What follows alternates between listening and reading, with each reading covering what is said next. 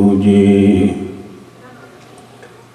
ਇੱਕ ਓੰਕਾਰ ਸਤਿਨਾਮ ਕਰਤਾ ਪੁਰਖ ਨਿਰਭਉ ਨਿਰਵੈਰ ਅਕਾਲ ਮੂਰਤ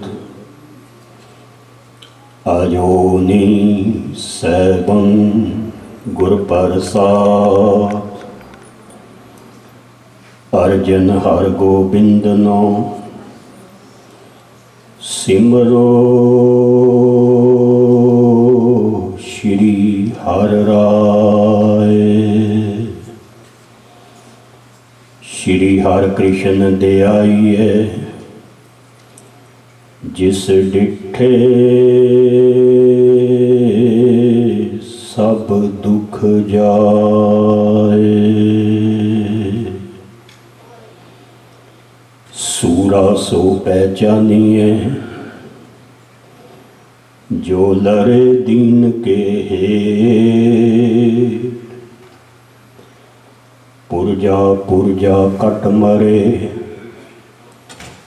ਕਬਹੂ ਨਾ ਛਾੜੇ ਖੇਟ।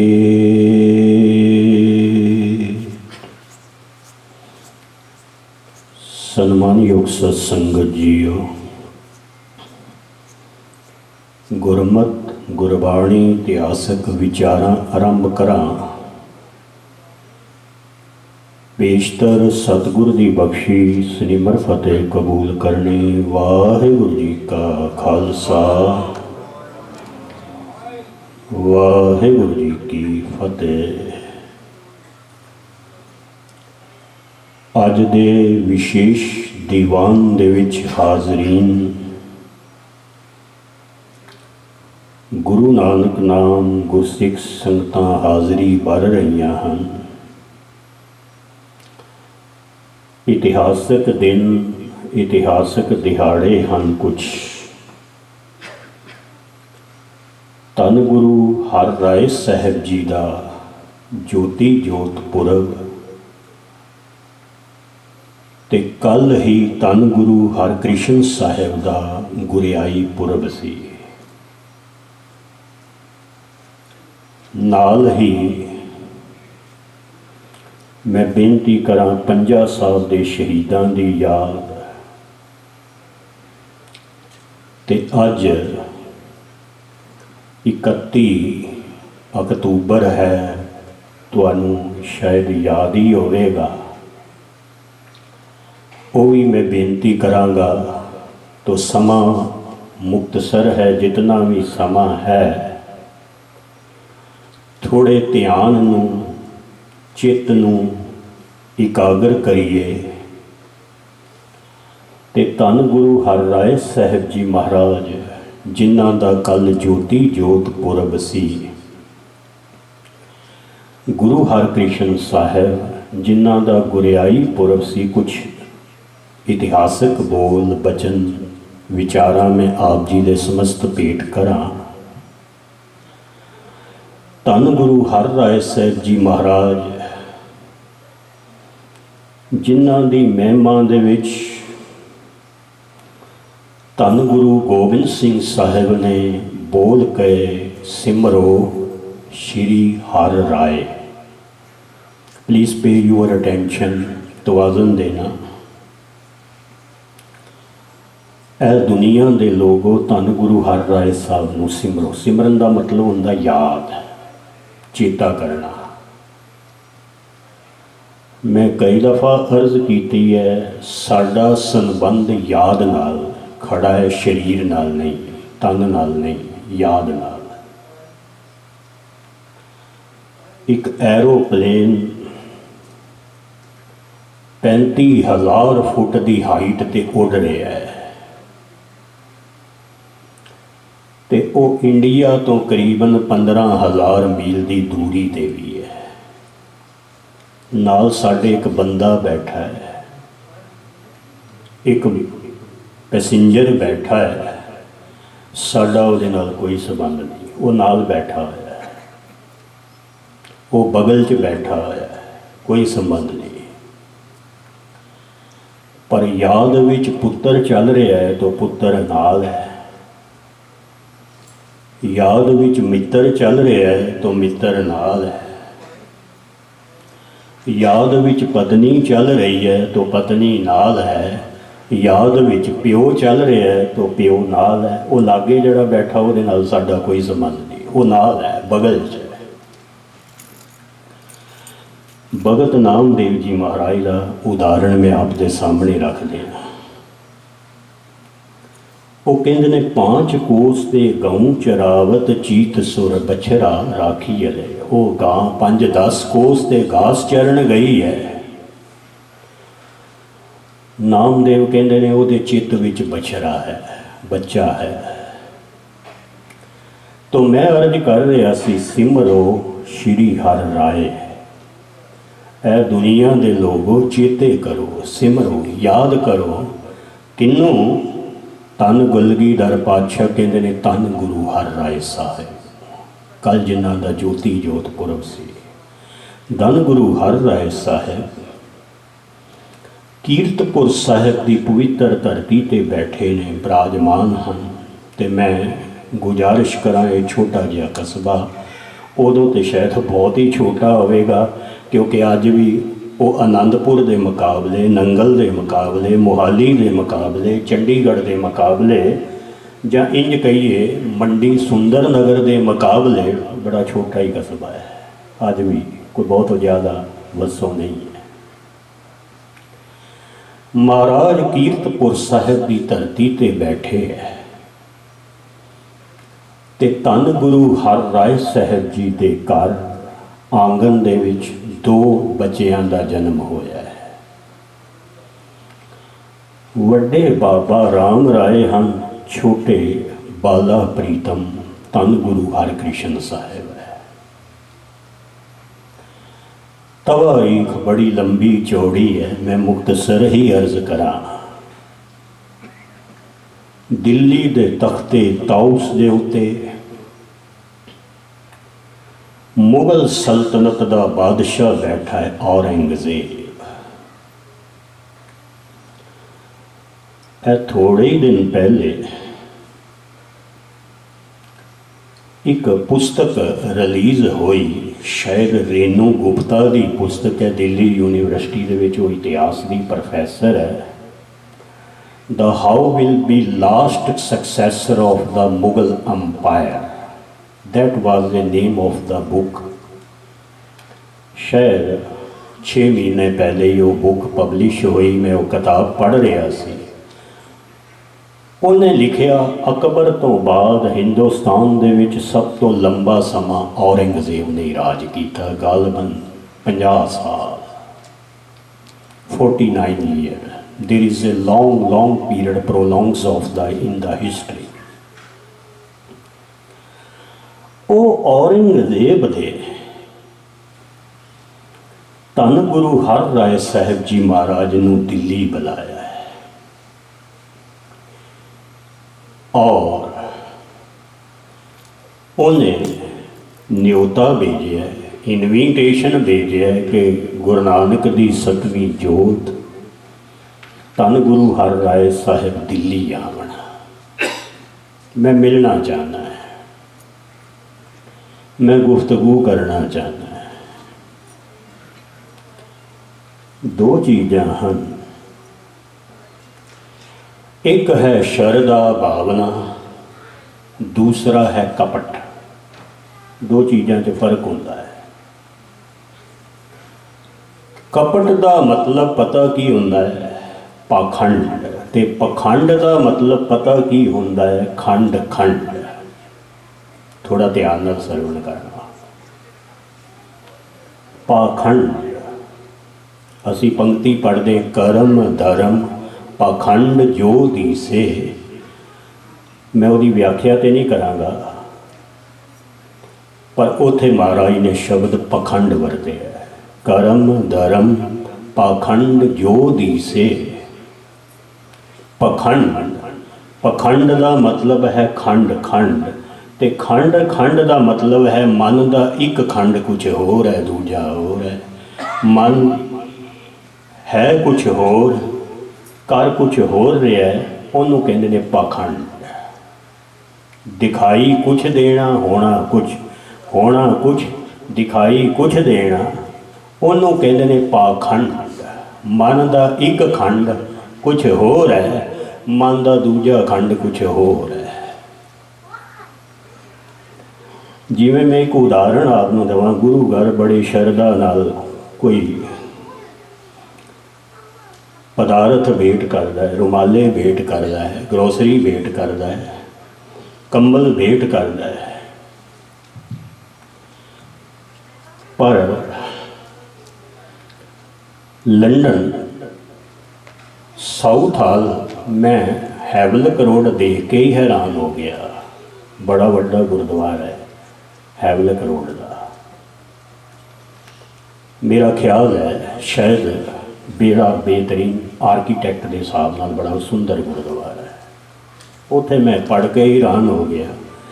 ਮੈਂ ਜੂਤਾ ਉਤਾਰ ਰਿਹਾ ਸੀ ਕਿਉਂਕਿ ਸਵੇਰੇ ਸ਼ਾਮ ਦੀ ਉੱਥੇ ਹਾਜ਼ਰੀ ਹੁੰਦੀ, ਵੈਸੇ ਸਾਰਾ ਦਿਨ ਹੀ ਦੀਵਾਨ ਚੱਲਦਾ, ਅਤੇ ਉੱਥੇ ਲਿਖਿਆ ਹੋਇਆ ਜਿਹੜੇ ਜੂਤਾ ਚੁੱਕਣ ਵਾਲੇ ਆ ਥੋੜ੍ਹੇ ਸਾਵਧਾਨ ਹੋਣ, ਕੈਮਰੇ ਦੀ ਨਿਗਾਹ 'ਚ ਹੈ। ਮੈਂ ਬੜਾ ਹੈਰਾਨ ਹੋਇਆ, ਦੁਨੀਆ ਦਾ ਇੰਨਾ ਅਮੀਰ ਮੁਲਕ, ਲੋਕ ਇੱਥੇ ਪਹੁੰਚਣ ਲਈ ਇੰਗਲਿਸ਼ ਚੈਨਲ ਦੇ ਵਿੱਚ ਜਾਨਾਂ ਗਰਕ ਕਰ ਰਹੇ ਹੈ, ਡੁੱਬ ਰਹੇ ਹੈ, ਮਰ ਰਹੇ ਹੈ, ਇਲੀਗਲ ਉਹਦੇ ਵਿੱਚ ਇਮੀਗ੍ਰੇਸ਼ਨ ਦੀ ਬੜੀ ਵੱਡੀ ਭਰਮਾਰ ਹੈ, ਅਤੇ ਹਾਲਤ ਇਹ ਹੈ ਲੋਕੀ ਗੁਰਦੁਆਰੇ ਜੁੱਤੀਆਂ ਹੀ ਚੁੱਕ ਕੇ ਲੈ ਜਾਂਦੇ ਹੈ। ਉਹ ਵੀ ਗੁਰਦੁਆਰੇ ਤੋਂ, ਉਹ ਮੈਨੂੰ ਦੱਸਿਆ ਗਿਆ ਨਹੀਂ ਜੀ, ਜਿਹੜੇ ਚੰਗੇ ਚੰਗੇ ਮਹਿੰਗੇ ਜੂਤੇ ਆ ਲੋਕ ਚੁੱਕ ਕੇ ਲੈ ਜਾਂਦੇ, ਉੱਥੇ ਲਿਖਿਆ ਹੋਇਆ। ਮੈਂ ਅਰਜ਼ ਕਰਾਂ, ਮਨ ਦਾ ਇੱਕ ਖੰਡ ਕੁਛ ਹੋਰ ਦੂਜਾ ਹੋਰ, ਉਹਨੂੰ ਕਹਿੰਦੇ ਨੇ ਪਾਖੰਡ। ਔਰੰਗਜ਼ੇਬ ਦਾ ਮਨ ਪਖੰਡੀ ਹੈ, ਕਪਟੀ ਹੈ, ਦੁਰਾਚਾਰੀ ਹੈ। ਉਹ ਦਰਅਸਲ ਧੰਨ ਗੁਰੂ ਹਰਰਾਏ ਸਾਹਿਬ ਜੀ ਨੂੰ ਬੁਲਾਉਣਾ ਚਾਹੁੰਦਾ ਹੈ, ਪਰ ਉਹ ਨਾਲ ਆਪਣੀ ਕੁਛ ਰਾਜਨੈਤਿਕ ਗੇਮ ਖੇਲਣਾ ਚਾਹੁੰਦਾ ਹੈ, ਕਿਉਂਕਿ ਉਹ ਬੜਾ ਚਤਰ ਚਲਾਕ ਹੈ, ਉਹ ਬੜਾ ਓਵਰ ਕਲੈਵਰ ਹੈ। ਅਤੇ ਮੈਂ ਕਈ ਦਫਾ ਅਰਜ਼ ਕੀਤੀ ਹੈ, ਚਤਰ ਅਤੇ ਚਲਾਕ ਬੰਦਾ ਝੂਠ ਦੇ ਨੇੜੇ ਹੁੰਦਾ ਹੈ, ਸੱਚ ਦੇ ਨੇੜੇ ਨਹੀਂ ਹੁੰਦਾ। ਚਤਰ ਅਤੇ ਚਲਾਕ ਬੰਦਾ ਸੰਸਾਰ ਦੇ ਨੇੜੇ ਹੁੰਦਾ ਹੈ, ਨਿਰੰਕਾਰ ਤੋਂ ਉਹ ਦੂਰ ਹੁੰਦਾ ਹੈ। ਚਤਰ ਅਤੇ ਚਲਾਕ ਬੰਦਾ ਪਦਾਰਥ ਦੇ ਨੇੜੇ ਹੁੰਦਾ ਹੈ, ਪਰਮਾਰਥ ਤੋਂ ਦੂਰ ਹੁੰਦਾ ਹੈ, ਕਿਉਂਕਿ ਉਹਨੂੰ ਦਰਅਸਲ ਸਮਝ ਹੀ ਨਹੀਂ, ਸਹਿਜ ਸਿਆਣਪਾਂ ਲੱਖ ਹੋਏ ਤਾਂ ਇੱਕ ਨਾ ਚੱਲੇ ਨਾਲ। ਇੱਥੇ ਤੇ ਸਿਆਣਪਾਂ ਚੱਲਦੀਆਂ ਨੇ, ਇੱਥੇ ਤੇ ਚਤਰਾਈਆਂ ਚੱਲਦੀਆਂ ਨੇ, ਇੱਥੇ ਤੇ ਓਵਰ ਸਮਾਰਟ ਚੱਲਦੀ ਨਹੀਂ। ਇੱਕ ਪੰਕਤੀ ਹੋਰ ਮਹਾਰਾਜ ਦੀ ਆਪ ਦੇ ਸਾਹਮਣੇ ਰੱਖਾਂ।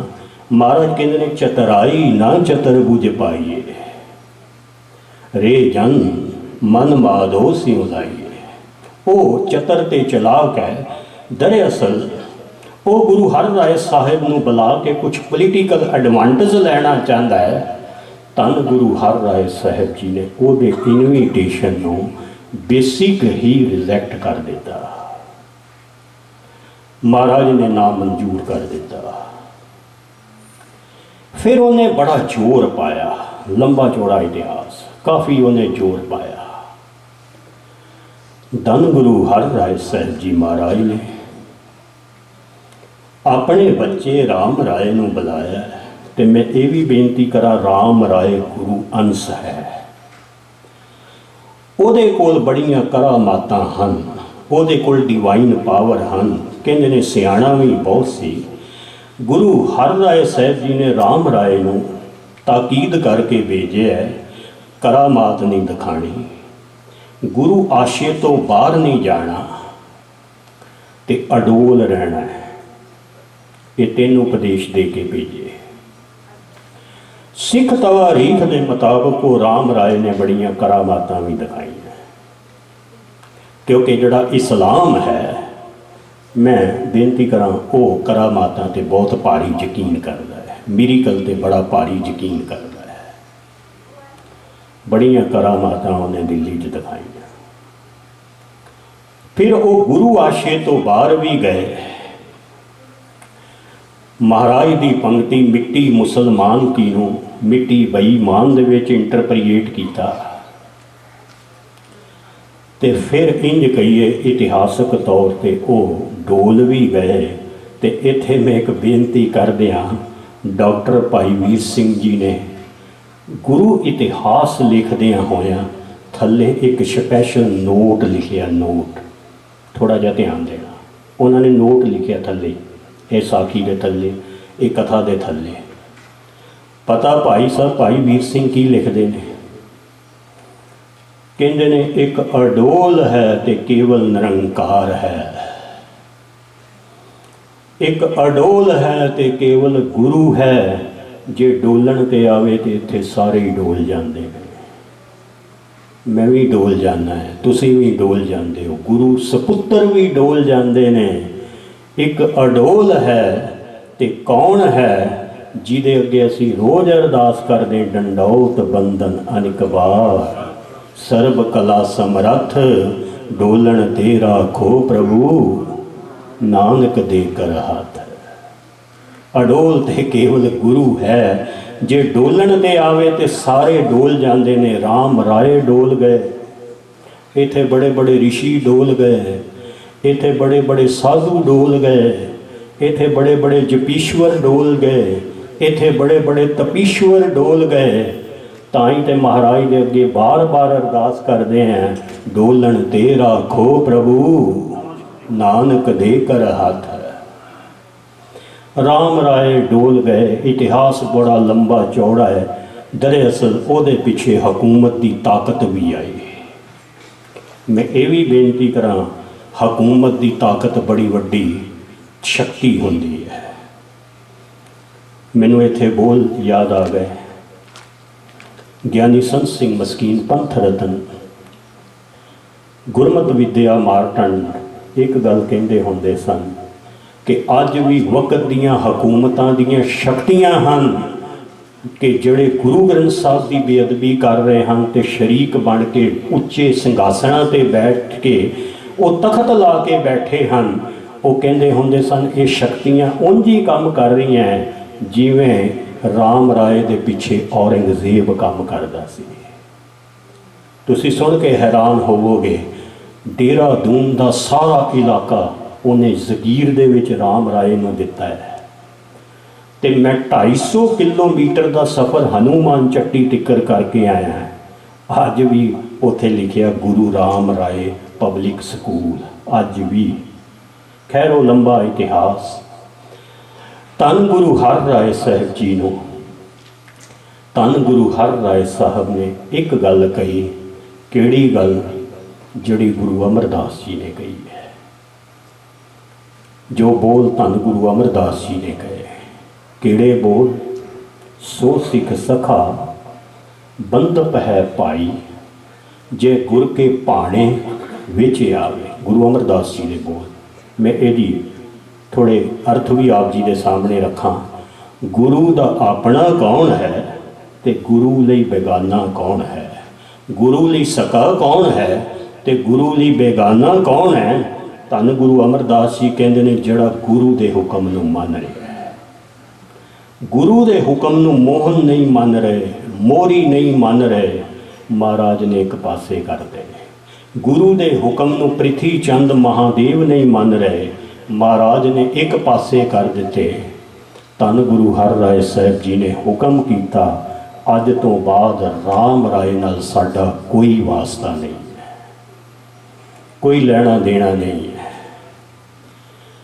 धन गुरु हर राय साहब ने कीरतपुर साहब की मुकद्दस जमीन ते ज्योति जोत कल दे दिन समाए ते हजूर ने राम राय नूं दरकिनार करके अपने छोटे सपुत्र बाला प्रीतम धन गुरु हरकृष्ण साहब नूं गुरियाई दी है।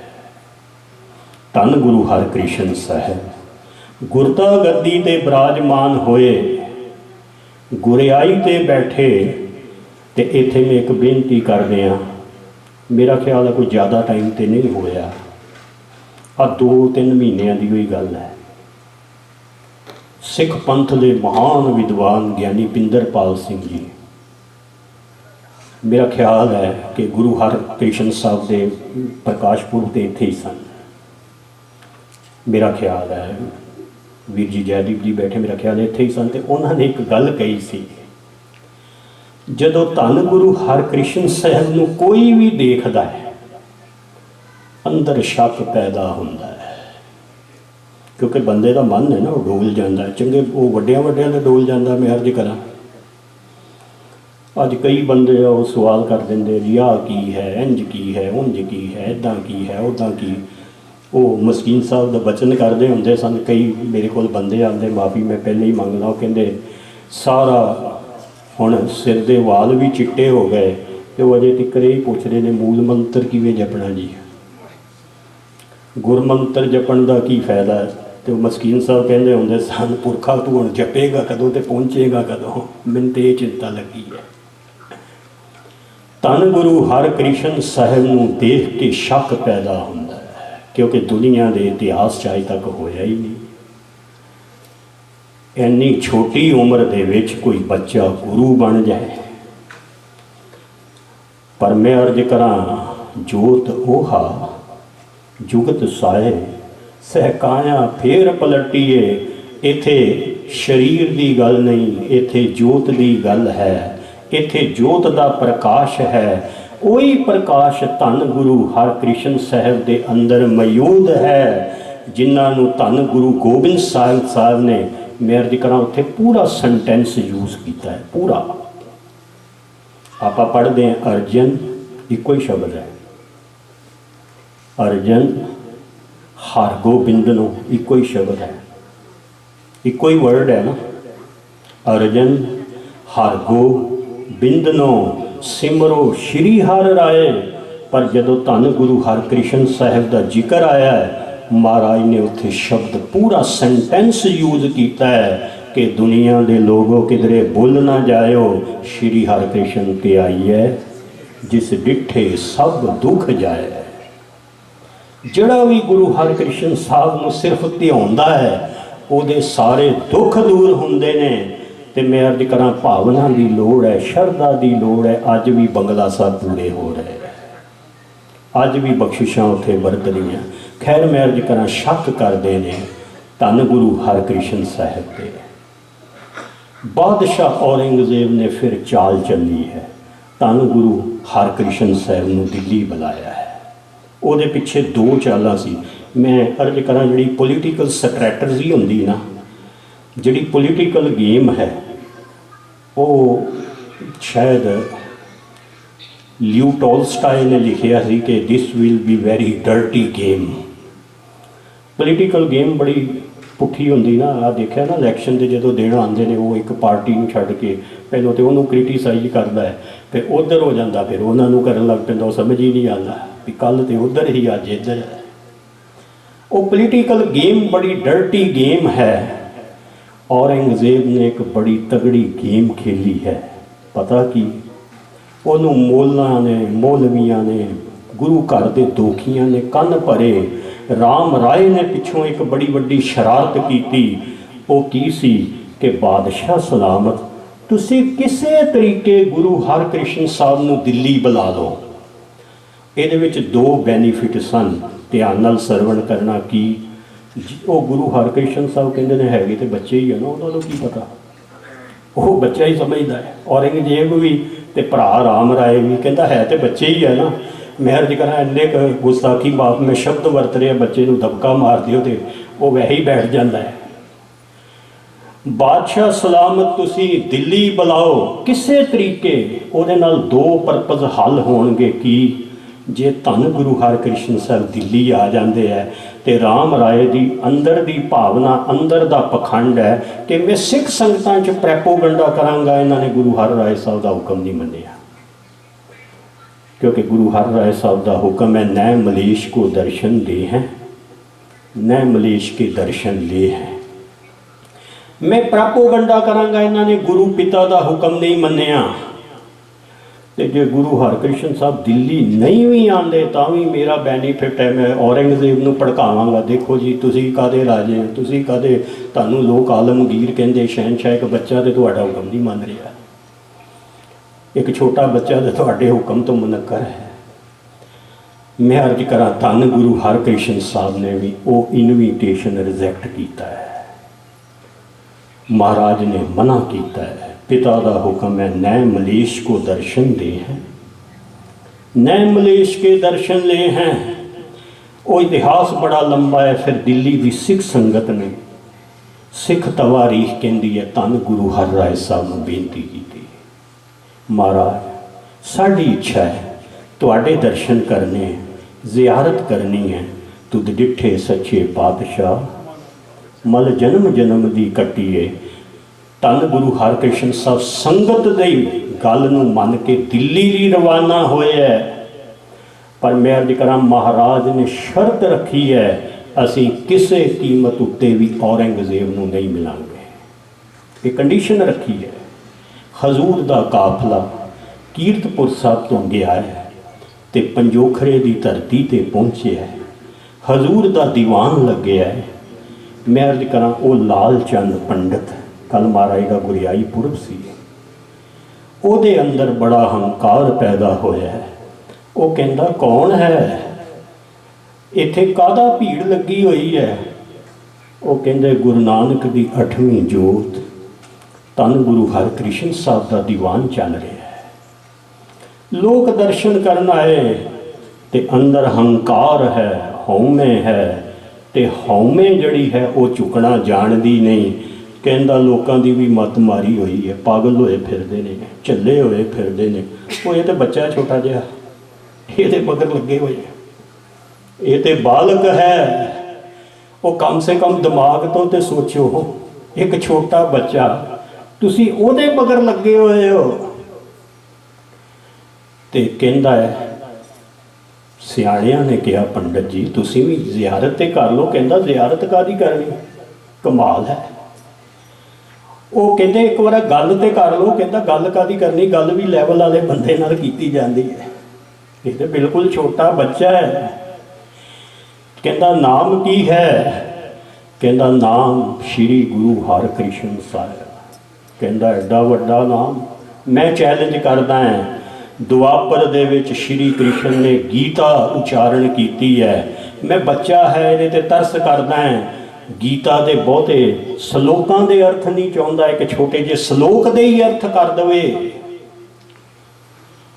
ते धन गुरु हरकृष्ण साहब भव खंडन दुख भंजन स्वामी भगत वचल निरंकारे जोत ओहा जुगत साए सह काया फेर पलटीए। साहब कहते ने पंडित जी उन्होंने पूछो अर्थ मेरे को कराने कि होर को कराने। कहता बिल्कुल ही बालक है, पता ही कुछ नहीं, ये तो गेम अपने पाले च आ गई। वो एक ऐसे बंदे नूं लै आया है छज्जू झीवर नूं जिहदे कन्न नहीं है, जिहदी जुबान नहीं। कहता इहदे कोलों गीता के 13वें अध्याय श्री कृष्ण दे अर्थ करा दिओ। यदा यदा ही धर्मस्य ग्लानि भवति भारते न तयतो आत्मा ततस्तु आत्मा परम देवा। कहता इहदे ही अर्थ करा दिओ। गीता का जिहड़ा है ये प्रमुख श्लोक है। धन गुरु हरकृष्ण साहब मुस्कराए ने ते सिख तवारीख के मुताबिक महाराज के हाथ च एक छड़ी है। हजूर ने अपने वो कर कमलों की छड़ी जिसके सिर ऊपर तू स्वामी सो दुख कैसा पावे। जदों छड़ी उस गूंगे ते बहरे दे सिर दे उत्ते रखी है ते पिंगल पर्बत पार परे खल चतर बकीता ओदी जुबान दे विच ताकत आई है, ओदे कन्ना च ताकत आई है। कहंदा पंडित जी तुसी गीता दे इस श्लोक दे अर्थ कहंदे हो, जे मैनू कहो तो मैं पूरी गीता ही जुबानी सुना देना। वो पंडित हंकारी ने भी कदमां ते सिर रखिया है। जिस गुरु की छड़ी विच इतनियां बरकतां हन, वो गुरु कितनियां रहमतां दा मालक होएगा, कितनियां बख्शिशां दा मालक होएगा। ऐसे गुरु हरकृष्ण साहब का कल गुरियाई पुरब सी। श्री हरकृष्ण धियाई है जिस डिठे सब दुख जाए। अज भी वो दातां मिल रही हैं। धन गुरु हरकृष्ण साहब मेहर करन, रहमत करन, इतनी सेवा प्रवान करना। मैं शुरू दे विच एक बेनती की सी, अज 31 अक्तूबर है तो आप जी शायद भुल गए। अज दे दिन ही वो वक्त की हुक्मरान जिहदे अंदर बड़ा हंकार सी, जिसके अंतर राज अभिमान, जिन्हें श्री अकाल तख्त साहब नूं टैंकां तोपां दे नाल नेस्तो नाबूद किया। ते गुरु के ओ सूरमे सतवंत सिंह बेअंत सिंह ने सिख कौम की ओ लथी हुई पग नूं अज दे दिन बहाल किया। जय जीवे पत लथी जाए सब हराम जेता कुछ खाए। भावें कि ओदा 1 2 3 नवंबर नूं जो दिल्ली च होया है वो सारिਆਂ ਨੂੰ पता है। वी विल नैवर फॉरगेट उन्हां महान सूरमिਆਂ ਨੂੰ बार बार नमस्कार बार बार प्रणाम। इतनी सेवा प्रवान करनी होइयां भुलां दी खिमा। बंदी छोड़ दिवस दिवाली है वह चढ़ के हाज़री भरो। अज सरदार मनमोहन सिंह जी मेरे नाल इन्हां दा बड़ा प्यार करीबन मेरा ख्याल है 15-20 साल तो ही ये सिख कल्चर सोसाइटी तो ही मैनू बच्चों को प्यार देंदे। उन्हां वल्लों लंगरां दी सेवा भी है। महाराज चढ़दी कला दी दात बख्शिश करन। सारियां दा हार्दिक तौर ते धन्यवाद। अगला प्रोग्राम सरदार कुलराज सिंह जी गुरु नानक दरबार लंडन में बाहर ही आ रहा सी ते मैनू कहंदे भाई साहब जे तुसीं कहो तुहाडा टाइम थोड़ा इत्थे वधा दईए क्योंकि उत्थे एक हफ्ता ही देंदे कथा दा ते इत्थे खुला टाइम बख्शिश करता है। तुहाडे दर्शन हो रहे ने प्रोग्राम की तफसील सरवण करो। सिख कौम के नामवर विद्वान कीर्तनीय भाई सरबजीत सिंह जी रंगीला उन्होंने रस लबरेज कीर्तन सरवण करवाना है। अरदास करिए श्री हरकृष्ण दे आइए जिस डिठे सब दुख जाए। वाहिगुरू जी का खालसा वाहिगुरू जी की फतेह।